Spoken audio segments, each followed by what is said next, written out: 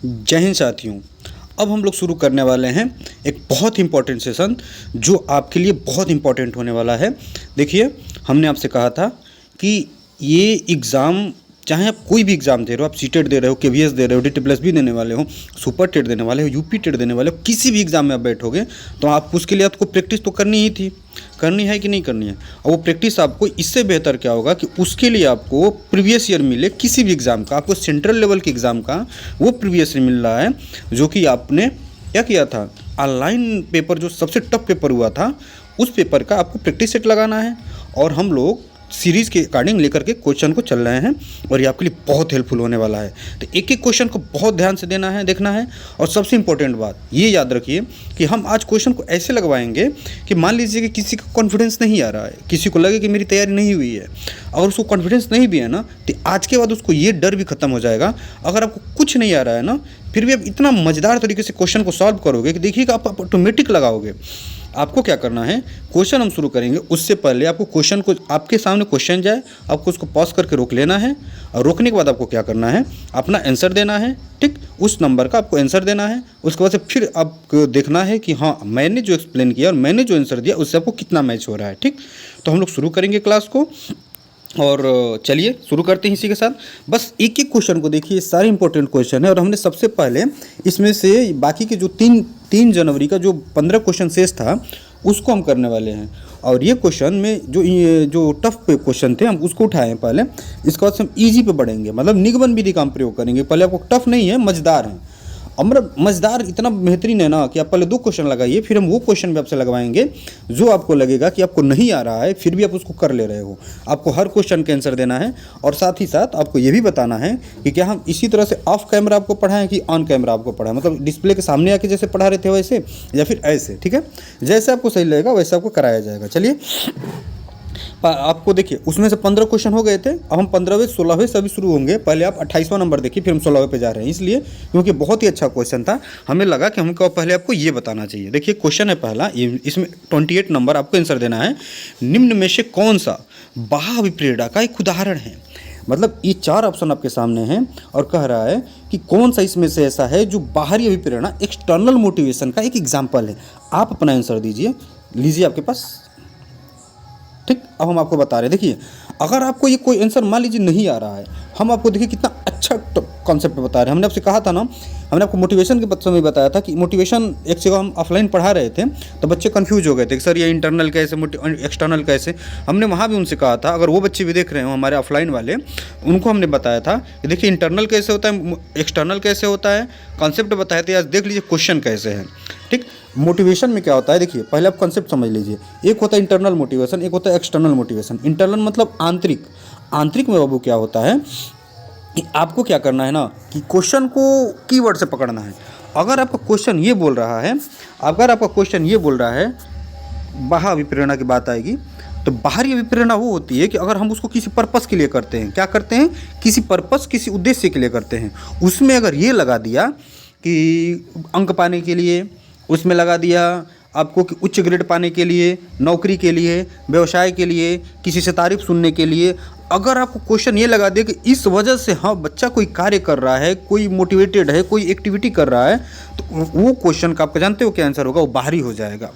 और अगर कहीं पे भी अगर आपको क्वेश्चन मिले, ऑप्शन मिले कि वो अपनी खुशी के लिए कर रहा है, सार्वभौमिकता के लिए कर रहा है, नैतिकता के लिए कर रहा है, वो अपनी किक के लिए कर रहा है, अपने इंजॉयमेंट के लिए कर रहा है, उसमें उसको मज़ा आ रहा है तो कर रहा है, कोई बाहरी परिपथ नहीं लग रहा है, उसको सारा चीज़ आंतरिक हो कि ऐसी वो एक्टिविटी कर रहा है कि वो प्रेरित है, उसका कोई बाहरी पर्पस नहीं जुड़ा है, ना अंक पाने की बात होगी उसमें, ना उच्च ग्रेड पाने की बात होगी उसमें, ऐसा कुछ होगा ही नहीं जो लगे कि बाहरी है, वो आपका इंटरनल हो जाएगा, आंतरिक हो जाएगा। और एक्सटर्नल में क्या होगा कि जो बाहरी कुछ भी लगा दिया किसी बाहरी पर्पस के लिए, वो आपका बाहरी हो जाएगा। आपको कंसेप्ट आई होप समझ में आ गया होगा।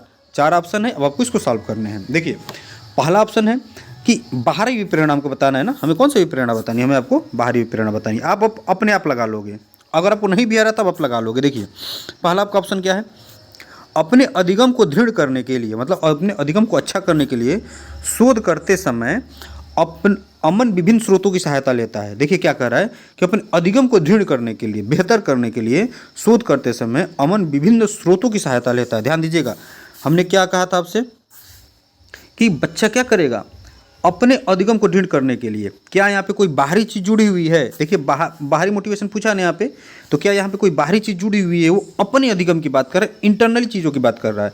तो ये तो आपका आंतरिक हो गया। नेक्स्ट क्वेश्चन पे, नेक्स्ट ऑप्शन पे आइए।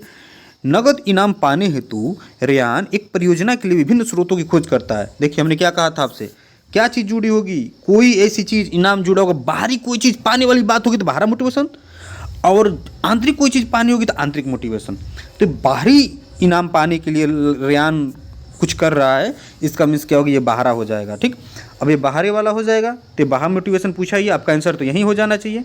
लेकिन हमको क्या करना है, हमें आपको करना है कि चारों ऑप्शन आपको समझाना है, क्योंकि आप कॉन्सेप्ट बिल्डअप होगा। तीसरा रखिएगा, सितारा अपने स्व संतोषण के लिए। देखिए स्व संतोषण की बात आ गई ना, अब आगे का छोड़ दीजिए वो क्या कर रही है, स्व संतोषण आ गया ना, अब आपका ये आंतरिक हो जाएगा। ठीक, अब चौथा देखिए, अपनी व्यक्तिगत अभिरुचि एवं अपनी अक्षमताओं को बढ़ाने के लिए कुलमित क्रियाकलाप की अवश्य समझ लीजिए ना। अपनी व्यक्तिगत अभिरुचि, अपनी व्यक्तिगत अभिरुचि, बस आप देखते जाइए चारों ऑप्शन को। अपनी व्यक्तिगत, अपने अधिगम, अपने स्व संतोषण, सीधा दिख रहा है कि नहीं कि तीनों आंतरिक है। और नगद इनाम कहाँ से पाएगा, क्या अंदर से पाएगा? नहीं, बाहर से पाएगा ना। तो आपका बाहरी मोटिवेशन कौन सा हो जाएगा, ये वाला हो जाएगा। आई होप आपको समझ में आ गया होगा कि हम क्या करना चाहते हैं। चलिए, आपका कॉन्सेप्ट बिल्डअप हुआ। अब आप इसको किसी भी एग्जाम में लगा लो, अब आप KVS में लगाओ, सीटेट में लगाओ, DSSC में लगाओ, UP टेट में लगाओ, कितना कोई भी एग्जाम हो टीचिंग का, अगर वहाँ पे साइकोलॉजी आती है तो वहाँ से मोटिवेशन तो आएगा ही नहीं आएगा। क्योंकि अधिगम का राजमार्ग क्या होता है, मोटिवेशन होता है। और मोटिवेशन से आएगा तो इसी तरह से क्वेश्चन बनते हैं, पहले उठा करके बाहरी और इंटरनल से पूछता है। ले अभी आपका 1 नंबर कंप्लीट हो गया। आपको अब समझ में आया ये क्वेश्चन का लेवल क्या है, कैसे पूछे जा रहे हैं और आपको कैसे थिंकिंग लगाना है। अगर आपको नहीं भी आ रहा था तो आपने देख लिया ना। चलिए, बहुत ज़्यादा एक्सप्लेनेशन हो गया इस पर। अब अगला क्वेश्चन यहाँ से शुरू करें। ये भी एक बहुत अच्छा क्वेश्चन है, इसलिए हम इसको बताएंगे फिर ऊपर चलेंगे। ये बहुत ही अच्छा क्वेश्चन है, पढ़िएगा। कोविड-19 महामारी के दौरान तनाव ने विद्यार्थियों के प्रदर्शन को नकारात्मक रूप से प्रभावित किया है। मतलब कोविड-19 महामारी के दौरान, समझिएगा यहाँ पे बहुत अच्छा टॉपिक है। यहाँ से एक क्वेश्चन निश्चित आता है हर बार। ये कॉन्सेप्ट हम आपको बहुत बढ़िया से बताएंगे ताकि आपके एग्जाम में इससे जुड़ा कोई भी क्वेश्चन आए वो कर लोगे। दिया क्वेश्चन दिया है, कोविड-19 महामारी के दौरान, तनाव ने, देखिए तनाव की बात आ गई, मानसिक कुछ चीज़ हो रही है, ठीक है, विद्यार्थियों के प्रदर्शन को नकारात्मक रूप से, मतलब प्रभावित किया है नकारात्मक रूप से। यह निम्नलिखित में से किस प्रकार के संबंध को प्रकट करता है या कैसे संबंध को प्रकट करता है? अब ध्यान दीजिएगा, आपके सिलेबस में एक टॉपिक है और बार बार प्रीवियस ईयर में हर बार सीटेट में आता है, संज्ञान और संवेग का। बाकी चीज़ छोड़ दीजिए, क्या आएगा, संज्ञान और संवेग। आपको ऑप्शन देखना है संज्ञान और संवेग।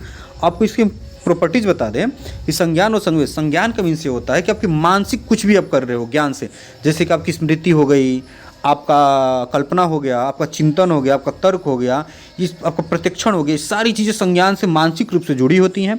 ठीक, और इसके वजह से आप कैसा फील कर रहे हो, कैसे आप क्रोध में हो कि गुस्सा में हो कि फियर में हो कि किस चीज़ में हो, ये आपका संवेग निर्धारित करता है। अब आप आइए समझ गए होगे कि संज्ञान क्या होता है और संवेग क्या होता है। इससे इंडिपेंडेंटली क्वेश्चन पूछता है कि संज्ञान और संवेग में क्या संबंध है। तो संज्ञान और संवेग में बाबू ये संबंध है कि संज्ञान ये कहता है कि देखिए संज्ञान और संवेग में ये संबंध है कि संज्ञान और संवेग एक दूसरे से पूरी तरह से जुड़े हुए हैं। जैसा व्यक्ति को संज्ञान होगा उसी तरह से वो सांवेगिक व्यवहार करेगा। इसका एग्जाम्पल ये समझ लीजिए कि अगर आपने अचानक कहीं बैठे हो, अचानक आपके आसपास सांप आ जाए, तो आपको जैसे ही संज्ञान हुआ, मानसिक रूप से आपने चिंतन किया, तर्क किया, प्रत्यक्षण किया कि ये क्या है, सांप है, जैसे ही आपको माइंड को ये प्रत्यक्षण हुआ कि सांप है, आपका संवेग तुरंत हावी हो जाएगा और आप भाग खड़े होगे। ठीक, अब तुरंत आपको पता ही नहीं चला कि आपके बॉडी ने रिएक्ट कर दिया, मीन्स कि आप डर गए, आप आश्चर्यचकित रह गए, आप अपना तुरंत एक्टिविटी करके आपके माइंड ने आपके मन को पता होने से पहले आपको पैर को पता चल गया कि फट से पैर आप हटा लोगे। इतना तेज इन दोनों में संबंध होता है। अब आप समझ गए। अब आप कहोगे कि ऐसा हुआ, तो हम आपको एक और एग्जांपल दे रहे हैं कि संबंध कैसे है। छोटा बच्चा है, उसको ज्ञान ही नहीं है कि सांप है। मान लीजिए किसी व्यक्ति के माइंड पे चोट लग गई और उसको ज्ञान ही नहीं है कि ये सांप है, या फिर उसको पता भी है लेकिन वो अपनी स्मृति से भूल चुका है कि इससे नुकसान होगा। अब वो क्या करता है, आप कभी भी देखिएगा वो क्या करेगा, पागल भी है कोई इंसान, मतलब पागल तो नहीं करना चाहिए, मतलब दिमाग से कोई चीज़ें से डिस्टर्ब हो गया बच्चा या कोई इंसान, तो अगर उसके सामने सांप पाएगा ना तो उसको हाथ से उठाकर खेलने लगेगा। आप छोटे बच्चों को देख लीजिएगा, उनको उसका संज्ञान ही नहीं है कि ये सांप है, उसको संज्ञान नहीं है, उसको पकड़ने की कोशिश करेगा। और आपको संज्ञान हो गया कि वो सांप है तो आपको संवेग दूसरी तरह से काम करेगा, और उसको संज्ञान नहीं है तो वो दूसरी तरह से काम करेगा। मीन्स अब क्या हुआ कि अगर उसको संज्ञान होता तो क्या वो भी बचने की कोशिश करता। एक सोशल मीडिया पर वायरल हुआ था कि कोई पागल जो होता है ना, कि जब आदमी शराब पीता है तो उसका मस्तिष्क का सेरेबेलम प्रभावित हो जाता है, तो क्या करता है ना कि वो उसके माइंड को मैसेज नहीं पहुंच पाता है कि मतलब कहीं उसने क्या किया था ना कि बस खूब तेज से आ रही थी, वो बाहुबली की तरह दौड़ के जाकर के बस के आगे खड़ा हो गया और हाथ लगा रही जैसे वो रोक लेगा। मतलब आप समझ रहे हो कि उसको संज्ञान ही नहीं है कि मुझे यहाँ पे रिएक्ट कैसे करना है। तो मतलब आपको संज्ञान अच्छा होगा तो आपके संवेग अच्छे होंगे, आपको जैसा संज्ञान होगा वैसे आपके संवेग होगा। आपका पेपर आ रहा है, आपको संज्ञान है, अब आपके संवेग बहुत प्रभावित हैं कि अब क्या करें कैसे निकाले। तो संज्ञान और संवेग एक दूसरे से जुड़े हुए हैं, ये आप समझ लीजिएगा। आई होप अब आप इसका आंसर क्यों दे दोगे। देखिए ये बस क्वेश्चन थे, इतना टाइम लिए हैं, अब इतना टाइम नहीं लेंगे। महामारी के दौरान तनाव ने विद्यार्थियों के प्रदर्शन को, देखिए महामारी हुई, महामारी मतलब वही कोविड-19 हुआ था, तो सबने तनाव लिया। अब तनाव लेगा तो प्रदर्शन पे इफेक्ट होगा कि नहीं होगा। हमने कहा ना कि संज्ञान और संवेग जुड़े हुए हैं, तो काम ऐसा हुआ कि तनाव हुआ, तनाव होगा तो परफॉर्मेंस बदलेगा। मतलब कि संज्ञान की वजह से संवेग तो बदल ही रहे हैं, संवेग की वजह से भी संज्ञान बदलेंगे। अब बच्चे ने क्या किया, तनाव लिया, ठीक। अब ये तनाव लिया, इसके वजह से उसके नकारात्मक रूप से उसको प्रभावित हो गया उसका प्रदर्शन, तो दोनों संबंध हो गए कि नहीं। अब बताइए कि यहाँ पे आनुवंशिकता और वातावरण में कोविड-19 का कोई रोल है, आप ही बता दो। कोई रोल हुआ नहीं हुआ। आनुवंशिकता और निष्पादन की कोई बात ही नहीं है, प्रतियोगिता की कोई बात ही नहीं है, बच एक ही गया, संज्ञान और संवेग। अब आई होप आप लोग समझ गए होंगे बाबू। आइए ये भी 30 कर लीजिए, फिर 16 से शुरू करेंगे, ये खत्म कर ले। अब देखिए, अधिगम अधिक सार्थक और प्रभावशाली होता है अगर वह मुख्यतः, ये बहुत ही अच्छा क्वेश्चन है, आप इसको करिए। यहाँ पे आपको आई होप कि आप लोगों से कुछ मिस्टेक्स हो जाएंगे। अपना आंसर दीजिए। क्वेश्चन नंबर 30 है, अधिगम अधिक सार्थक और प्रभावशाली होता है। तो अधिगम बाबू अधिक सार्थक और प्रभावशाली कब होगा, अगर वो मुख्यतः हो, क्या हो, कैसा हो। अगर वो मुख्यतः हो, क्या शिक्षक केंद्रित होना चाहिए। देखिए अगर आपको इसका आंसर नहीं भी मालूम है ना तो आप खुद निकाल लोगे इसका आंसर, हम आपको ऐसे सोचने के योग्य बनाएंगे कि अधिगम सार्थक और प्रभावशाली कैसे होगा। अगर वो मुख्यतः शिक्षक निर्देशित, आपको पता है कि शिक्षक निर्देशित अधिगम हम लोग कभी नहीं कराते हैं, आप वहाँ पे बच्चों के लिए गए हैं। अब दिया है सहपाठियों द्वारा निर्देशित, क्या आपका अधिगम आपके जो पीयर ग्रुप के सहपाठी है वो निर्धारित करेंगे, बिल्कुल नहीं। क्या पाठ्य पुस्तक के अकॉर्डिंग आपका अधिगम होगा, नहीं। तो कैसा होगा, स्वनिर्देशित। स्वनिर्देशित मतलब कि बच्चों के द्वारा आप उनका रिस्पॉन्स देखिए कि कैसे वो लोग चीज़ों को सीख रहे हैं, कैसे कल्पना कर रहे हैं, कैसे चीज़ों को कितना तेज़ी से सीख रहे हैं, किसमें इंटरेस्ट ले रहे हैं, किस विधि से, किस सिद्धांत के द्वारा वो काम कर रहे हैं। तो मतलब वो लोग कि जैसे निर्देशित होंगे, जिस तरह से उनका परफॉर्मेंस होगा, जिस तरह से उनका ग्रोथ होगा, उसको हम आधार मानते हुए हम लोग उसको निर्देशित करेंगे। तो बच्चों का निर्देशन कैसे होना चाहिए, स्वनिर्देशित, मतलब उनके अकॉर्डिंग होना चाहिए। तो ऑप्शन नंबर 4 यहाँ पे सही हो जाएगा। आई होप आप लोग समझ लिए होंगे कि सहपाठी नहीं निर्देशित करेंगे, शिक्षक तो कर ही नहीं सकते, पाठ्य पुस्तक कर ही नहीं सकती, सहपाठी कर ही नहीं सकते, तो बच्चा क्या, बच्चे के अकॉर्डिंग सारी चीज़ें करनी है। आपको कभी भी क्वेश्चन आ जाए कि शिक्षक निर्देशित अधिगम नहीं, पाठ्य पुस्तक नहीं, ये दोनों पहले काटिएगा। जहाँ बच्चे की बात होगी ना, जहाँ बच्चे की बात होगी तुरंत वो निर्देशित लगा देना है।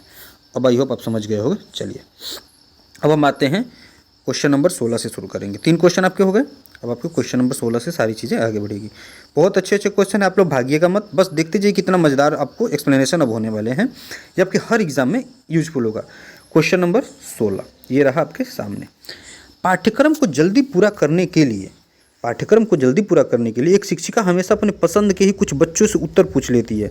मतलब कोई शिक्षिका जी हैं, वो क्या कर रही हैं कि पाठ्यक्रम को जल्दी जल्दी ख़त्म करा दें, इसके लिए वो अपने पसंद के कुछ बच्चे नहीं होते हैं, किसी टीचर के फेवरेट बन जाते हैं, उन्हीं से कुछ बच्चों से उत्तर पूछ लेती हैं और उनको लगता है कि हाँ ये सबको समझ में आ गया होगा, और शिक्षिका और वो आगे बढ़ जाती हैं। तो शिक्षिका द्वारा यह कार्य क्या है, अब आपको एज ए टीचर अब आपको बताना। देखिए पेडागोजी सॉल्व करते समय सबसे पहले आपको क्या करना है, अपने आप को पेपर में अपने आप को एक टीचर समझना है और आपको ये समझना है कि हमको जो करना है बच्चों के हित में ही रखना है, आपकी पेडागोजी सॉल्व हो जाएगी। देखिए अब क्या करना है, अब क्या ये कार्य कैसा है ये पूछ रहा है, क्या पाठ्यक्रम को पूरा करने हेतु न्यायोचित है, आप बताइए क्या वो सही चीज़ है, ऐसा करना चाहिए, बिल्कुल नहीं, ऐसा नहीं करना चाहिए। क्यों नहीं करना चाहिए, क्योंकि आप वहाँ पे क्यों गए हो, हर बच्चों को आपको ध्यान देना है, कुछ बच्चों को नहीं। आपको जो पसंद आ रहा है क्या उन्हीं को इंडिविजुअली कर दोगे, नहीं, गलत हो जाएगा। तो आपको सब पे ध्यान देना है। दूसरा आपका ऑप्शन है यह दर्शाता है कि शिक्षिका अपने कक्षा के श्रेष्ठ बच्चों को पहचानने का अच्छा कौशल है। बिल्कुल नहीं, श्रेष्ठ बात ही निगेटिव होती है, अपने टैग वर्ड में पढ़ा होगा। श्रेष्ठ बच्चों को पहचानना ही नहीं है, क्योंकि आपको सभी बच्चों को देखना है, सभी को बेहतर कराना है। ये नहीं कि हमें कंपटीशन नहीं है कि तुम श्रेष्ठ बन जाओ, नहीं।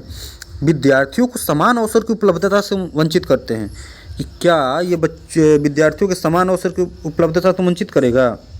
सोचिए, ऐसा होगा जी? नहीं। 1 मिनट, क्या क्वेश्चन है? हाँ ठीक है, 1 मिनट, हाँ होगा, यही हम सही, हाँ सही सही। विद्यार्थियों को समान अवसर की उपलब्धता से वंचित, सही बात है। आप देखिए, हम ध्यान नहीं दिए थे इस ऑप्शन पे, सॉरी उसके लिए। अब ध्यान दीजिएगा, अपने मन से बताइए कि वो क्या कर रही है, कि टीचर क्या कर रही हैं कि जल्दी पूरा करवाने के लिए कुछ बच्चों से पूछ ले रही है। तो क्या कुछ ही बच्चों को हो रहा है ना? आप ध्यान दीजिए, यहाँ पे कुछ ही बच्चों को हो रहा है ना, अपने पसंद के कुछ बच्चों का ही हो रहा है ना। तो कुछ ही बच्चों से पूछोगी तो सभी को समान अवसर कहाँ मिल गया? नहीं मिला, तो उसको वंचित कर रहा है। तो मतलब ये आपका ऑप्शन क्या हो जाएगा? ये आपका ऑप्शन सही हो जाएगा। ठीक है, चौथा देख लीजिए, सभी विद्यार्थियों के समान सम्मिलन को सुनिश्चित करने को प्रभावशाली होगा। क्या इससे सभी बच्चे मिल रहे हैं? नहीं। तो सभी बच्चे जब मिल नहीं रहे तो चौथा भी गलत हो जाएगा। तो आपका ऑप्शन कौन सा सही हो जाएगा बाबू?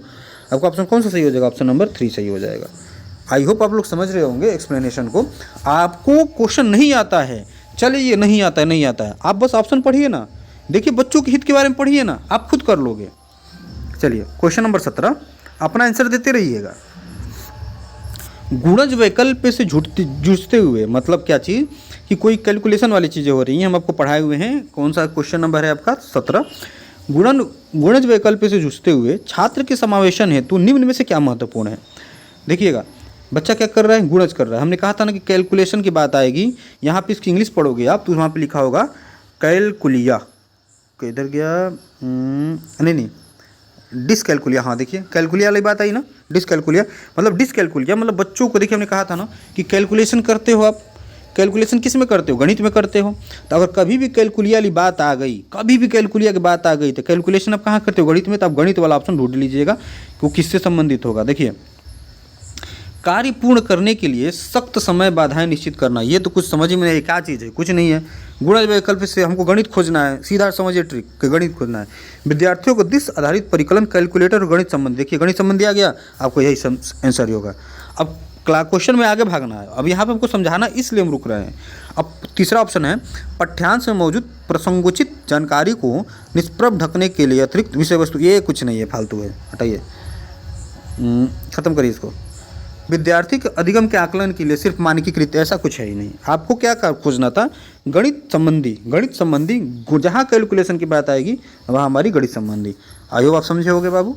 चलिए क्वेश्चन नंबर 18 पे, अब आप अपना आंसर देते रहिए। एक दृष्टिबाधिता वाले विद्यार्थियों के लिए निम्न में से कौन सी सामग्री लाभदायक नहीं होगी? कोई बच्चा दृष्टिबाधित है तो इनमें से कौन सी सामग्री उसको फायदा नहीं करेगी, उसके अधिगम को अच्छा नहीं करेगी? अब आपको नहीं भी आता है तब आप अपने आप क्वेश्चन को रोकिए और आंसर देने की कोशिश करिए। आपको खुद समझ में आएगा कि आप इसको कर ले रहे हो कि नहीं कर रहे हो। बस देखिए, पहला स्पर्शिक ग्लोब, कुछ पल्ले नहीं पड़ा, ठीक है आगे बढ़ते हैं। छोटे अक्षरों वाली पुस्तकें, ध्यान दीजिएगा। एक दृष्टिबाधित बालक है, यहाँ पे समझने की कोशिश करिए। एक बच्चा है जिसको दिखाई नहीं देता है, बात हो रही है यहाँ पे दृष्टिबाधित बालक की। तो बच्चा दृष्टिबाधित है, उसको ठीक से दिख नहीं पाता है, तो आप उसके ऐसा देखिए, ये नहीं वाला आपको ऑप्शन हमेशा ध्यान देना है कि कौन सी लाभदायक नहीं होगी। 4 ऑप्शन है, नीचे से आइए या ऊपर से कहीं से देखिए। ब्रेल लिपि वाली पुस्तक, आप लोगों को पता है कि जिसको दृष्टि बाधिता होगी उसको हम लोग ब्रेल लिपि का पढ़ाते हैं। क्यों?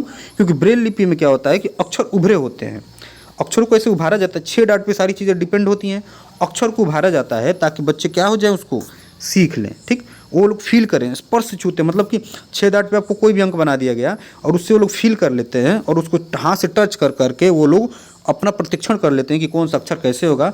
तो ब्रेल लिपि किसके लिए होती है? दृष्टिबाधितों के लिए होती है। तो ये ऑप्शन तो सही होगा, मतलब ये पॉजिटिव है। और यहाँ पे पूछा है नहीं, तो हमको नहीं खोजना है ना कि कौन सी गलत होगी। ठीक, ऑप्शन नंबर 3 पे आइए, दृश्य पठन सॉफ्टवेयर। एक हमको ये निगेटिव मिल रहा है और आगे बढ़ी, शायद इससे भी बड़ा निगेटिव कुछ मिल जाए। एक हो गया आपका स्पर्शिक ग्लोब। स्पर्शिक मतलब कि स्पर्श करा के हमको उसको ग्लोब बताना है कि कोई भी चीज़, देखिए जिसका दृष्टिबाधित है उसको हम स्पर्श कराएंगे। देखिए स्पर्शिक, जब स्पर्श कराएंगे तभी ना बच्चा ठीक सीख पाएगा। समझ रहे हैं आप? स्पर्शिक बात हो रही है कि ऐसा स्पर्श कराइए एक बच्चा फील करके उस ग्लोब को सीखे, तो स्पर्शिक ग्लोब भी एक पॉजिटिव होगा। हमको तो निगेटिव पूछा है। अब दे रहे छोटी अक्षरों वाली पुस्तकें, सही बात है, बच्चा अब देख नहीं पा रहा है और आप वहाँ पे छोटी अक्षरों वाली पुस्तकें उसको देंगे तो वो और कहाँ से देखेगा, उसके लिए तो और दिक्कत हो गई। तो छोटी अक्षर वाली पुस्तकें बच्चों के लिए कभी भी निगेटिव होंगी, तो ऑप्शन आपका ये सही होगा। और इसकी तुलना में दृश्य पठन सॉफ्टवेयर की बात आएगी तो दृश्य पट लिखा है। देखिए दृश्य पट ऐसा पठन का बनाएंगे कि जिससे वो चीज़ों को समझ पाएगा। आयोग ने इन दोनों में छोटी अक्षर वाली पुस्तकों को सही माना है। अब आइए आप लोग समझ ले होंगे कि क्यों। ठीक, चलिए नेक्स्ट सेशन पे, नेक्स्ट क्वेश्चन पे, क्वेश्चन नंबर 19। क्वेश्चन नंबर 19 देखिए, बहुत अच्छा अजम्पशन एंड रीजनिंग वाली क्वेश्चन है। ये आपको थोड़ा सा छोटे कर दे ताकि सारे क्वेश्चन एक ही में आ जाए। हाँ, क्वेश्चन नंबर 19 है, अब आप लोग पढ़िए। भाषा शिक्षण के दौरान एक अध्यापिका को लिखित सामग्री के साथ साथ श्रवण पुस्तकें भी उपलब्ध करानी चाहिए। मतलब भाषा शिक्षण कोई शिक्षिका करा रही है, ठीक, और उसको लिखित सामग्री के साथ साथ लिखित सामग्री भी दे रही है बच्चों के, और सुनने वाली पुस्तकें भी उपलब्ध करवा रही हैं। मतलब लिखने की सामग्री भी दे रही हैं और सुनने के लिए श्रवण पुस्तकें भी उपलब्ध करवा रही हैं। ये कथन हो गया। अब इसके लिए एक तर्क दिया है कि क्या जो कथन है, क्या उसके अकॉर्डिंग आपका तर्क सही है, क्या ये इसलिए दिया गया है, क्यों दिया गया है ये चीज़। पहला आपका तर्क कथन होता है, दूसरा आपका तर्क होता है। आपको उसके अकॉर्डिंग आपको ऑप्शन चूज करने होते हैं।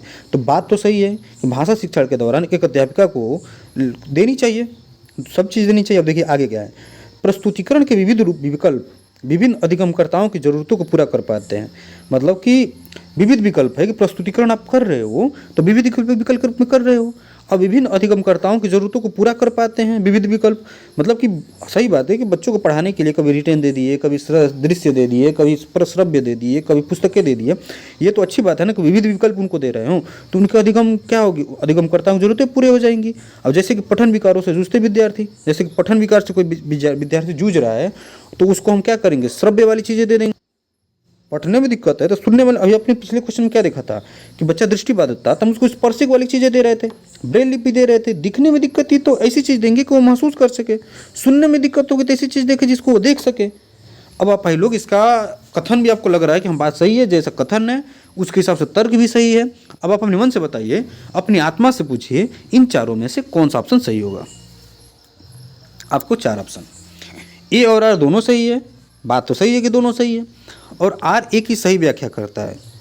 अब आप लोग आंसर तक पहुंच गए होंगे, हाँ सही बात है, आर ए की सही व्याख्या करता है। ठीक, अब बाकी का सारा ऑप्शन आपका यहाँ पे गलत हो जाएगा। दूसरा ऑप्शन है ए और आर दोनों सही है, आर ए की व्याख्या नहीं करता है, नहीं ऐसा नहीं है। ए सही है लेकिन आर गलत है, नहीं, ए और आर दोनों सही है। तो हाँ, तो दोनों तो सही है, लेकिन यहाँ पे इससे भी बेहतर ऑप्शन आपका ऑप्शन ए है कि ए और आर दोनों सही हैं और ये इसकी करेक्ट व्याख्या करता है। और आपको मैं यहाँ पे एक ट्रिक बता दें, ध्यान से सुनिएगा, किसी को बताइएगा मत।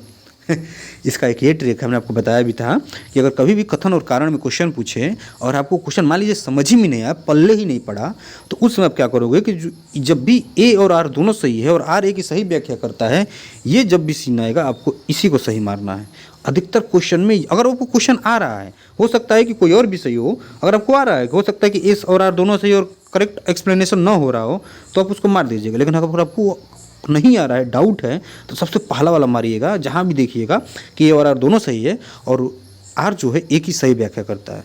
मज़ा आया क्वेश्चन में? तो देखिए हम भूल जाते हैं बाबू, पता नहीं आप लोग लास्ट तक रुकते हो कि नहीं रुकते हो। एक काम करिए, आप लोग थोड़ा शेयर कर दीजिए तो जल्दी जल्दी, बाबू हो हमारे कर दो, ठीक है। तो हम पढ़ाई चालू रहेगा, आप घबराइए मत, आपके सारी क्वेश्चन और सारी टेंशन पेपर का हमारे ऊपर छोड़ दीजिए। बस आप लोग शेयर करिए, एक बार कर दीजिए। जितने लोग देख रहे हैं उतने लोग अगर एक एक को भी शेयर करेंगे ना, देखिए कितना हो जाएगा। ये आपको क्वेश्चन नंबर 20 है, अब इसको हम बड़ा कर दें, आप लोग देख लीजिए। क्वेश्चन नंबर 20 है, थोड़ा आपको और विजिबल हो जाए। हाँ, एक सृजनात्मक बालक में निम्न में से कौन से गुण मौजूद होंगे। एक सृजनात्मक बालक, कोई बच्चा क्रिएटिव है, इनमें से उसका कौन सा गुण मौजूद होगा। अब आप आंख बंद करिए और सोचिए कि हमने सृजनात्मक बालक में कैसे कैसे चीज़ों को बताया था। आंसर आप खुद निकालोगे, बताइए कौन सा आंसर। आप आंसर दीजिए, तुरंत दीजिए। क्वेश्चन नंबर 20 है, इसका आंसर दीजिए। एक सृजनात्मक बालक में निम्न में से कौन से गुण मौजूद होंगे। कि एक सृजनात्मक बालक क्रिएटिव है। अब देखिए, हमने कहा था कि उसमें कई चीज़ें होंगी, उसमें मौलिकता होंगी, मौलिक होगा, बच्चा नवीन चीज़ें बनाएगा, बच्चा क्रिएटिव चीज़ें करेगा, मतलब नई चीज़ें होंगी, मौलिकता होंगी, धारा प्रवाहिता होगी, यही सारी चीज़ें उसके अंदर होती हैं। 3-4 गुण होते हैं।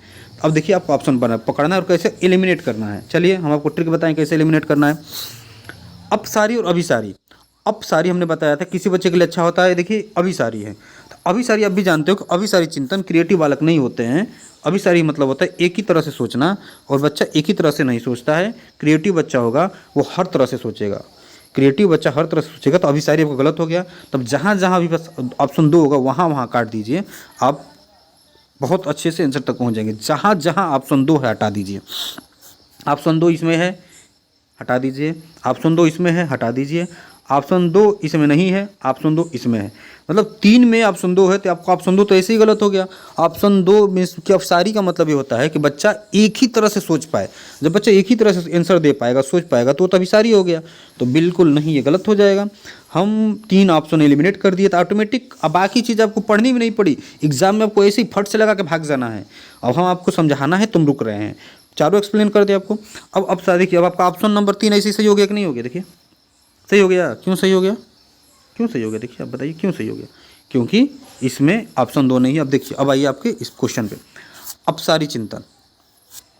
अपसारी चिंतन, अपसारी मतलब होता है बाबू, आपको बताया गया है कि चारों दिशाओं में सोचना, एक से अधिक तरीके से सोचना अपसारी होता है। ठीक, ये कभी भी क्रिएटिव बच्चा जब एक से अधिक तरीके से सोचेगा तभी ना कोई चीज़ क्रिएटिव करेगा बाबू। अमूर्त चिंतन, सही बात है, जो चीज़ सामने नहीं है उसके बारे में वो सोच ले रहा है तो उसका अमूर्त चिंतन हो गया, ये भी ठीक है। नवीन आमुख उत्पादक योग्यता, नवीन की बात आ गई कि ऐसे उत्पादन की योग्यता हो जो नवीन हो, तो नवीन की बात होगी। तो ये तीनों ऑप्शन सही है। तो 1, 3 और 4, 1, 3 और 4 आपका ऑप्शन नंबर 3 में है, ये आपका सही हो गया। ठीक, चलिए क्वेश्चन नंबर नेक्स्ट। बाबू शेयर कर दीजिएगा। चलिए आपका ये देखिए, अगर आपको क्लास स्लो लग रही हो तो आप लोग स्पीड बढ़ा सकते हैं। ठीक, और आपको स्पीड लग रही हो तो स्लो कर सकते हैं। यूट्यूब में सारे फैकल्टी होते हैं, आप लोग सेटिंग में जाकर कर लीजिए। कथन दिया है कक्षा में मूल्यांकन के लिए, आपका क्वेश्चन नंबर है 21, आप लोग अपना आंसर दीजिए। कक्षा में कथन है कक्षा में मूल्यांकन के लिए शिक्षकों को विविध प्रकार का प्रयोग करना चाहिए। कक्षा में मूल्यांकन की बात हो रही है, शिक्षकों को विविध प्रकार का प्रयोग करना चाहिए, सही बात है। कथन तो सही है, कारण एक कक्षा में बच्चों की सफलता और असफलता को केवल पेपर पेंसिल परीक्षा के द्वारा सही और पूर्ण रूप से निर्धारित नहीं किया जा सकता है। ध्यान दीजिएगा, क्या बोला है कि केवल ध्यान दीजिएगा, एक बच्चे की सफलता और असफलता को केवल पेपर पेंसिल के द्वारा क्या नहीं किया जा सकता, पूर्ण रूप से निर्धारित नहीं किया जा सकता। मतलब यहाँ पे आपका ऑप्शन सही हो गया। क्यों? क्योंकि नहीं किया जा सकता, बात तो सही है कि मूल्यांकन के लिए शिक्षकों को विविध प्रयोग करना चाहिए। शिक्षकों को क्या करना चाहिए? विविध प्रयोग। विविध प्रयोग क्यों करेंगे? क्योंकि केवल पेपर पेंसिल टेस्ट से, केवल पेपर पेंसिल मतलब क्या हुआ कि आपको एग्ज़ाम में बैठा करके हमने पेपर ले लिया, उसके द्वारा बच्चे को पूर्ण रूप से नहीं करना चाहिए। मूल्यांकन के विविध प्रयोग क्यों करना चाहिए? कि किसी बच्चे को मौखिक प्रयोग करा लीजिए, मौखिक द्वारा उसका समझ लीजिए। किसी को पेपर पेंसिल भी करवा लीजिए, किसी को खेल के द्वारा समझ लीजिए। कि कोई अच्छा वक्ता हो सकता है, उसको बुलवा कर सुन लीजिए। कोई अच्छा श्रोता होता है, कोई क्रिएटिविटी में अच्छा होता है, कोई डांस में, नृत्य में, अलग अलग तरह की चीज़ों के में बच्चे निपुण होते हैं। केवल पेपर पेंसिल के द्वारा आप उनको बेहतरीन तरीके से नहीं आंक सकते, तो ये गलत होता है। इसलिए कथन तो सही है और कारण में क्या दिया है कि पूर्ण रूप से नहीं निर्धारित किया जा सकता, इसीलिए विविध तरह से प्रयोग करना चाहिए। मतलब कथन सही है और कारण भी सही है, क्योंकि ये बता रहा है कि केवल पेपर पेंसिल टेस्ट क्या नहीं होगा, पूर्ण रूप से निर्धारित नहीं किया जा सकता, तथा आपका कथन और कारण दोनों सही है। मतलब कि ए और आर दोनों सही है और आर ए की सही व्याख्या करता है। हमने कहा था ना कि मैक्सिमम यही ऑप्शन आपका सही होता है, आपका यही सही हो गया। चारों पढ़ने की जरूरत नहीं है, आगे बढ़िए। Question number 22, question number 22 answer दीजिए बाबू। चलिए फटाफट। किसी संप्रत्यय को पढ़ाने के लिए एक अध्यापिका विभिन्न उदाहरण प्रस्तुत करती है। कोई कॉन्सेप्ट पढ़ाना है, संप्रत्यय का मीन्स कॉन्सेप्ट होता है कि एक अध्यापिका कई सारी उदाहरण देती है और उसके बाद विद्यार्थी को उन उदाहरणों द्वारा एकत्र जानकारी के आधार पर नियम निर्धारित करने को कहती है। मतलब क्या हुआ कि पहले क्या होगा पहले कि संप्रत्यय को पढ़ाने के लिए एक अध्यापिका विभिन्न उदाहरण प्रस्तुत करती है। बात तो सही है, एक अध्यापिका है वो विभिन्न उदाहरण प्रस्तुत करती है, सही है। मतलब उदाहरण से एकत्र जगह नियम बनाती है। उदाहरण से देखिए, पहले उदाहरण दी, फिर उसके अकॉर्डिंग वो नियम बना रही है। तो ये कौन सा है? आपको भी पता है कि पहले उदाहरण बाद में नियम। आगमन, ये आप भी जानते हो, आगमन क्या हो जाएगा आपका? आगमन। कैसे आगमन? कैसे याद रखें? अ भी इसमें है और उदाहरण में कहाँ है? उदाहरण में उ भी पहले है, तो ऊ जैसा यहाँ भी दिख रहा है अ में,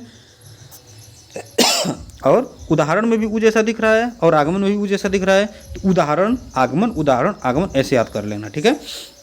हमने क्लास को सेशन के शुरुआत में ही आपसे कहा था कि हम निगमनात्मक रूप से चलेंगे, मतलब पहले हमने थोड़ा सा टफ टाइप के क्वेश्चन लिए, वही मज़ेदार तरीके से, फिर अब हम इजी क्वेश्चन पे आ गए हैं कि नहीं आ गए हैं। तो हमने कहा था निगमन, अब आपको सर निगमन कैसे हो गया, वो तो नियम टू रूल जाता है ना। तो नियम में ये भी एक चीज़ होता है बाबू कि नियम थोड़ा सा जटिल होता है, थोड़ा सा कठिन होता है। आपका शिक्षण सूत्र क्या है, कठिन से सरल की ओर में निगमन हो जाएगा और सरल से कठिन की ओर में आपका आगमन हो जाएगा। चीज़ें जोड़ लीजिएगा। आगमन में एक विशिष्ट, आगमन का मतलब विशिष्ट से सामान्य भी होता है, क्योंकि उदाहरण कभी भी विशिष्ट होता है, और सामान्य नियम सामान्य होते हैं और उदाहरण विशिष्ट होता है, ठीक। और निगमन में इसका ठीक उल्टा हो जाएगा। एक क्वेश्चन के साथ आपके कई क्वेश्चन तैयार हो गए। क्वेश्चन नंबर 23, ठीक। आपका सेशन खत्म होने वाला है क्योंकि 3 क्वेश्चन हम ऑलरेडी करा चुके हैं। कक्षा नियमन में विद्यार्थियों की सहकारिता हो तो एक अध्यापक को क्या करना चाहिए। बहुत अच्छा क्वेश्चन, मतलब इजी क्वेश्चन कर लोगे आप कि विद्यार्थियों की सहकारिता मतलब विद्यार्थियों के द्वारा भी सहयोग हो, एक अध्यापक को क्या करना चाहिए। स्वयं ही कठोर और अटल नियमों का निर्धारण, ना बाबू ना, गलत गलत बात। अटल मतलब स्टैटिक नियमों का कठोर नहीं, गलत। क्या करना चाहिए, अच्छा कुछ सोचिए, आप खुद सोचिए, अच्छा खुद सोचिए कि विद्यार्थियों के दुर्व्यवहार के बारे में अभिभावकों से नहीं, अगर बच्चा दुर्व्यवहार कर रहा है तो अभिभावकों से शिकायत करेंगे नहीं। मापदंडों का पालन न करने पर विद्यार्थियों की भर्त्सना, मापदंड का पालन नहीं कर रहा है तो विद्यार्थियों की भर्त्सना करेंगे, डांटेंगे नहीं, गलत। मापदंडों और नियमों को स्थापित करते समय विद्यार्थियों की सहभागिता, देखिए सही बात है। और विद्यार्थियों की अब सहकारिता लेने चाहते हैं, सहकारिता विद्यार्थियों की लेना चाहते हैं, तो इससे बेहतर ऑप्शन आपको क्या होगा कि सहकारिता अगर आप लेना चाहते हैं तो आपको क्या करना पड़ेगा, सहभागिता लेना पड़ेगा कि नहीं लेना पड़ेगा, लेना पड़ेगा। तो ये आपका चारों में से ये सही हो गया कि नहीं हो गया। आपको नहीं भी आ रहा था, आपने कर लिया कि नहीं कर लिया। बाबू थोड़ा लाइक करिए, कोई बढ़िया से कमेंट करिए, लगे कि देखिए, लगे कि मेहनत कर रहे हैं, लगे कि आपको अच्छे से समझा रहे हैं। जो लोग नहीं आ रहे हैं छोड़िए, आपका काम है लोगों तक पहुंचाना, आपका काम है बताना कि चीज़ें पहले से बहुत बढ़िया चल रही हैं। उनके ऊपर है कि वो करेंगे कि नहीं करेंगे, छोड़िए। और जितने लोग आ रहे हो ना बाबू, हम आप ही लोगों को बहुत ईमानदारी से पढ़ाएंगे, हम अपने मेहनत में कोई कमी नहीं छोड़ते हैं। बस यही है कि राज सर के पास ज़्यादा थोड़ा एक्सपीरियंस है तो अच्छे से समझाते हैं, हम भी समझाने की पूरी कोशिश करते हैं। कोई भी दो इंसान व्यक्तिगत भिन्नता पढ़े हो, कोई भी दो इंसान कभी भी एक जैसा नहीं हो सकता, ठीक है, कभी नहीं हो सकता। तो इसलिए उनकी बात अलग है, हमारी बात अलग है, कभी भी हम राज सर नहीं बन सकते। शायद इन द फ्यूचर वो पहले राज सर होंगे और हम पहले आपके मनीष सर होंगे, ठीक है। कभी किसी का कॉपी नहीं करना चाहिए। वह विकल्प चुनिए, कौन सा क्वेश्चन नंबर है आपका बाबू, 24। वह विकल्प चुनिए जो उन संदर्भों का सही चुनाव करता है जिनमें बच्चों के लिए अधिगम हो पाता है। वह विकल्प आप चुनिए जो उन संदर्भों का सही चुनाव करता है जिनमें बच्चों के लिए अधिगम हो पाता है। उन विकल्प को आप चुनिए जो बच्चे के लिए पॉजिटिविटी हो। क्या खेलकूद सही होता है बच्चों के लिए, बहुत ईजी क्वेश्चन है। हाँ, क्या बच्चा घर से अच्छा अधिगम करता है, हाँ, बच्चे का पहला घर ही तो उसका पहला स्कूल होता है, बच्चे का घर ही तो उसका पहला स्कूल होता है, वहीं से तो सब सीख करके आता है, बिल्कुल। कक्षा कक्ष में बच्चों का अधिगम होता है, बिल्कुल होता है, मतलब तीनों ऑप्शन सही है। कक्षा कक्ष में ही ना बच्चों का अधिगम होता है, कक्षा कक्ष के द्वारा होगा, खेल कूद के द्वारा होगा, घर में होगा, ये तीनों ऑप्शन सही है। तो जहाँ भी विकल्प में तीनों की बात हो वो विकल्प आपका सही हो जाएगा। तो विकल्प नंबर 3 ये, हाँ, 1 2 और 3, ठीक है। चलिए नेक्स्ट क्वेश्चन, क्वेश्चन नंबर 25। निम्नलिखित में से कौन सी तकनीकी छात्रों में समस्या समाधान कौशल के विकास हेतु प्रभावशाली नहीं है। इनमें से कौन सा तकलीफ है, क्वेश्चन नंबर 25 है, आप लोग आंसर दीजिए। कौन सी तकनीक ऐसी है जो छात्रों में समस्या समाधान कौशलों के विकास हेतु प्रभावशाली नहीं है। ध्यान दीजिएगा क्या बोल रहा है, प्रभावशाली नहीं है, नहीं है। ऐसी तकनीक जो प्रभावशाली नहीं, मतलब वो तकनीक निगेटिव होगी, ठीक। अब देखिए कौन सा, आप अगर ट्रिक से पकड़ोगे तो पहला देखिए ऑप्शन क्या दिया है, मुद्दों पर चर्चा सुसाध्य करने हेतु प्रोत्साहित करना, पॉजिटिव ऑप्शन है। समस्या को हल करने के लिए छात्रों को विचार मंथन एवं विचार उत्पन्न करने को प्रोत्साहित करना, ये भी सही ऑप्शन है। समस्या का समाधान खोजने के लिए छात्रों को विविध प्रकार की शिक्षण सामग्री प्रदान करना, विविध, ये भी पॉजिटिव है, यहाँ प्रोत्साहित हो रहा है, यहाँ प्रोत्साहित हो रहा है। समस्या समाधान खोजने के लिए शिक्षण सामग्री विविध प्रकार की, ये भी पॉजिटिव हो रहा है। अब चौथा ऑप्शन ऑटोमेटिक आपका गलत हो जाएगा, मतलब गलत होगा वही सही होगा क्योंकि पूछा ही नहीं है।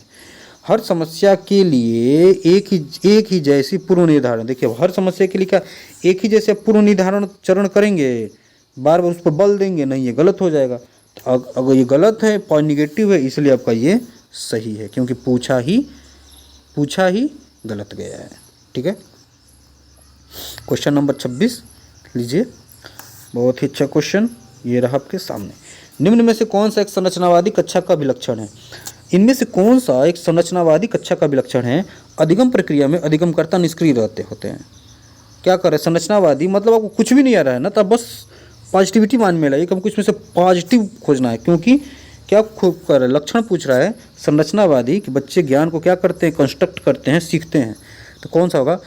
अधिगम प्रक्रिया में अधिगमकर्ता निष्क्रिय होते हैं। बाबू बताइए क्या निष्क्रिय होंगे बच्चे? नहीं, ये गलत हो जाएगा। पाठ्य पुस्तक को यंत्रवत याद करने पर अधिक महत्व, ये भी गलत हो जाएगा। संरचनावादी कहते हैं कि बच्चा एक्टिव होकर सीखता है, बच्चा निष्क्रिय नहीं होता, बच्चा यंत्रवत नहीं होता, एक्टिव होकर के चीज़ों को सीखता है। कक्षा में बच्चों को प्रश्न पूछने के लिए प्रोत्साहित नहीं किया जा सकता। बिल्कुल, खुद एक्टिव है तो प्रश्न पूछेगा ही पूछेगा, सक्रिय है तो प्रश्न पूछेगा ही। ये भी गलत हो जाएगा। तो आपका यही सही हो जाएगा कि कक्ष में बच्चों के पिछले अनुभव का उपयोग नए ज्ञान की रचना के लिए किया जाता है। सही बात है, बच्चा एक्टिव है, उसका जो पिछला अनुभव रहा है उसका उपयोग करके नए ज्ञान की रचना करेंगे। ये आपका ऑप्शन नंबर 4 सही हो जाएगा। अतः आपका ऑप्शन नंबर 4 सही है। बताइएगा कि आपके कितने आंसर सही हो रहे हैं। हमको 30 में 30 चाहिए, बहुत नहीं। जो जिसका बहुत वीक होगा ना बाबू, उसका 25 प्लस तो चाहिए, क्योंकि आज के क्वेश्चन बहुत ईजी हैं। मतलब आप बस सोचोगे तो ईजी हैं, बहुत अच्छे क्वेश्चन हैं। मतलब ईजी जो है आप लोग चाहोगे तो कर लोगे। क्वेश्चन नंबर 27, निम्न में से कौन सी विचारधारा बच्चों के अधिगम में अवरोधक है? इनमें से कौन सी विचारधारा बच्चों के अधिगम में अवरोधक है? मतलब निगेटिव। देखिए हमने कहा था ना, निगेटिव ढूंढना है। क्या ढूंढना है? निगेटिव ढूंढना है। 4 ऑप्शन सामने। त्रुटियां अधिगम की प्रक्रिया का ही हिस्सा हैं। ये जो त्रुटियां होती हैं वो अधिगम की प्रक्रिया का ही हिस्सा हैं। ये बोल रहा है निगेटिव, तो बात तो सही है, ये तो पॉजिटिव हो गई। ये जो त्रुटियां होती हैं ना बाबू, आपकी जितनी भी त्रुटियां होंगी बच्चों की तरफ, जो भी गलतियां होंगी, बच्चा बिना गलती के सीख ही नहीं सकता। हम पढ़ा रहे थे, हमसे गलती हो रही थी, हम सीखते सीखते इतना सीख गए कि कभी डिजिटल बोर्ड, कभी स्क्रीन रिकॉर्डर, मतलब तरह तरह की चीज़ें हम कर रहे हैं। पहले की तुलना में क्लासेस अच्छी हो रही हैं। आप साइकिल बाइक सीख रहे होगे, आप पढ़ना सीख रहे होगे, मतलब त्रुटियां बार बार होती हैं। मैथ आपका कमजोर होगा, मैथ सीख रहे होगे तो बार बार गलती कर रहे होगे, तो फिर एक बार सही पे भी आ रहे होगे, एक बार सही होगा तो फिर गलत नहीं होगा। तो त्रुटियों के द्वारा ही कोई भी सीखता है, तो ये सही होती है। तो कभी ये क्वेश्चन बार बार बनता है, आपका लिख कर लीजिए कि त्रुटियों से क्वेश्चन बनता है और त्रुटियां अधिगम का एक हिस्सा हैं। थांडाइक ने भी कहा था कि त्रुटियों के द्वारा ही हम बच्चों को सिखाएंगे, प्रयास और त्रुटि के द्वारा ही बच्चा सीखेगा। अधिगमकर्ता के लिए त्रुटियां करना एक लज्जाजनक कार्य है, ये गलत हो गया। नहीं, ऐसा नहीं है। एक मिनट, लज्जाजनक कार्य नहीं, हमने कहा ना कि बच्चों के लिए वो एक पार्ट ऑफ अधिगम है, तो ये लज्जाजनक कार्य, इसको हम नहीं मानेंगे, इसको हम लज्जाजनक कार्य नहीं मानेंगे। त्रुटियां अधिगमकर्ताओं की संकल्पना समझ में अंतरालों की जानकारी देती हैं। त्रुटियां अधिगमकर्ताओं की संकल्पना की समझ में अंतरालों की जानकारी देती हैं। बिल्कुल, ये पॉजिटिव है, ये निगेटिव था, ये पॉजिटिव था, ये पॉजिटिव था, ये निगेटिव था, ये पॉजिटिव है कि संकल्पनात्मक समझ के अंतराल, मतलब कितना वो बच्चे सीखा है उसके बारे में है। ठीक, अब दे रहा है कि अधिगमकर्ताओं को डांट के भय के बिना त्रुटियां करने के लिए मौका मिलना चाहिए। सही बात है कि उस बच्चों को ये ना लगे कोई काम करने जा रहा है, बच्चा कुछ पढ़ने जा रहा है, कुछ क्रिएटिविटी करने जा रहा है, उस समय उसको लगे कि अध्यापक हमको डांटेगा। जब बच्चा डरेगा तो कुछ नहीं कर पाएगा, तो उसको काम करने दीजिए, त्रुटियां होने दीजिए, तो स्वतंत्र है। उसको भी लगेगा ठीक हमसे गलती भी हो जाएगी ना, हमारे मास्टर साहब हमको नहीं डांटेंगे। क्यों डांटेंगे भाई? वो तुमको कभी नहीं डांटते हैं, वो तुमको सीखने के लिए कहते हैं बच्चा आप करो, हम आपके साथ हैं। गलती हो गई, हो गई, हो गई, गलती हो गई, अब क्या कर सकते हैं। अब हम ये आपको आज का ही वाक्य सुना रहे हैं। हम मार्केट गए थे, जैसे ही हम गए तो एक बच्चे के लिए क्रीम लाया। ठीक, आई क्रीम लाना था, ठंडी का दिन चल रहा है। हमने बड़े बाबू को भतीजा है, उसको हमने दिया क्रीम। बाबू लोग पकड़े रहो, इसलिए कि उसका हाथ बिजी रहेगा ना, तो क्या करेगा कि किसी का दुकान में घुस करके ना कुछ तोड़ेगा फोड़ेगा, ना उसका कुरकुरे नमकीन नहीं फाड़ेगा, इसलिए उसका हाथ जैसे क्या करते हैं, बहुत बदमाश है। हम उसको क्या करते हैं ना कि उसके पैंट को हम ढीला सिलवा देते हैं। हम साइकोलॉजिस्ट हैं तो हमको पता है कि क्या करना चाहिए, तो हम उसके पैंट को ढीला सिलवा देते हैं। उससे क्या होता है कि वो बदमाशी नहीं कर पाता है, वो दिन भर अपने पैंट को ही संभाले रहता है। ढीला रहेगा तो उसको पकड़े रहेगा, जब पकड़े रहेगा तो कुछ उल्टा सीधा कुछ हरकतें ऐसा नहीं करेगा कि कुछ नुकसान हो जाए। तो थोड़ा सा साइकोलॉजी लगाना पड़ता है ना, बहुत बदमाश है, 2.5 साल का है वो। तो लेकर गए थे, तो वही उसने क्या किया, उस क्रीम को लेकर के ना पूरा उसको खोल करके दोनों हाथ में पोत लिया था। और हमको देखा, वो जानता था कि हम तो डांटेंगे बोलेंगे नहीं, क्योंकि हम जानते हैं उसको बहुत मानते हैं, छोटा बच्चा है, हम खुद साइकोलॉजिस्ट है, तो हम खुद को ऐसा कैसे गलती कर सकते हैं। तो हमने क्या किया, उन्होंने कहा अच्छा ठीक है बाबू अब तो लगा लिए, अब थोड़ा सा क्रीम अपने हाथ मुंह में लगा लो, थोड़ा सा हमारे में लगा लो। हम बैठ करके उस क्रीम को अपने में लगाए, उसको में लगाया, हम भी गोरे हो गए, वो भी गोरा हो गया। अब क्या किया, उसको मारेंगे तो सही रहेगा नहीं ना, तो यही है। तो आपका ये इसमें ऑप्शन नंबर क्या हो जाएगा 2 कि लज्जाजनक कार्य है ये नहीं होनी चाहिए। तो ये क्या करा, अवरोधक, तो अवरोधक में यही होगा, अवरोधक में आपका यही होगा। ठीक, अब ये ऑप्शन 33 कहाँ से आ गया, 30 से पहले जाना चाहिए था, आ गया। ये रहा आपका क्वेश्चन नंबर किधर गया जी, ये करा दिए हैं। क्वेश्चन नंबर 27 भी हो गया। लीजिए आपका सारा 28, 29 की हम करा ही दिए थे। इसी के साथ आपका 3 तारीख का जो बाकी के 15 क्वेश्चन बचे थे ये भी आपके समाप्त हो गए। और इसी के साथ दोस्तों ये आप लोग खुद बताइए कि इसमें से आपके कितने क्वेश्चन सही हुए। आउट ऑफ 15 क्वेश्चन आपके कितने सही हुए, कितने आपको और करने की ज़रूरत है। और इसी के साथ हम आपसे लेंगे विदा, मिलेंगे एक नए सेशन में। दोस्तों को शेयर करिए, बताइए कि चीज़ें पहले से बदल रही हैं, सर बहुत समझा रहे हैं, एक्सप्लेन कर रहे हैं। जो लोग गए हैं भाग करके उनको वापस लाइए, क्योंकि आपको भी खुद लग रहा है कि हम कितना मेहनत करते हैं। जिस तरह से भी पॉसिबल होता है आपको हम क्लास देने की कोशिश करते हैं। ठीक है, फिर भी आपकी जैसी इच्छा आपको लगे आप अपने हिसाब से करिएगा।